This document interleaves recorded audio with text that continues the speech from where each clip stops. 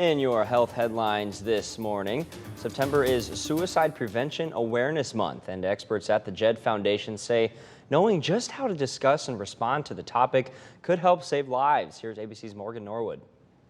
Approaching the subject of suicide with a loved one is a delicate situation, and even though it can be difficult, Dr. Katie Hurley of the JED Foundation says a common concern that asking about it may end up causing it in some way is just not true. Asking about it actually opens the door to conversation, and people are generally relieved that they have an opening to talk about something that's difficult to talk about, and it's not going to put the idea in somebody's head. Hurley says there's no perfect time to ask, but an atmosphere that maximizes privacy and minimizes potential interruptions is best. Creating a calm and brave space to speak to another person, so really putting away our technology, calming our own nervous system. Start by expressing your concern and desire to help, and then don't beat around the bush. You want to use the word suicide and say, are you having thoughts of suicide? Are you thinking about suicide?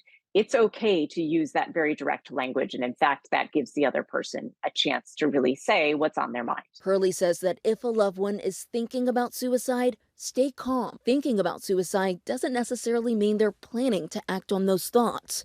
Throughout the conversation, be an active listener and validate their feelings. So instead of, but you have so much to live for, what you want to say is, this sounds really hard. I'm so glad you told me this. Or instead of, but you should be grateful for all the wonderful things in your life, you should respond with, I'm sorry you've been going through this alone. I'm here for you. Connect them with help, such as the Suicide and Crisis Lifeline at 988. You can offer to be on that call with them for extra support.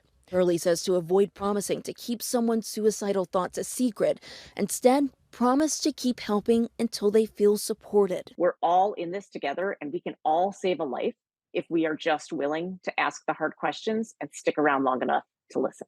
Morgan Norwood, ABC News, New York. If you are experiencing a mental health or emotional crisis, call or text the National Suicide and Crisis Lifeline 24/7 at the number on your screen there, and that's 988 to speak with a trained counselor for free and confidential support. And our coverage of health news can also be found at WQAD.com. Head to our website and you'll find Your Health in the search bar at the top of the page. In fact, you can find all of our Your Health stories in that section of WQAD.com.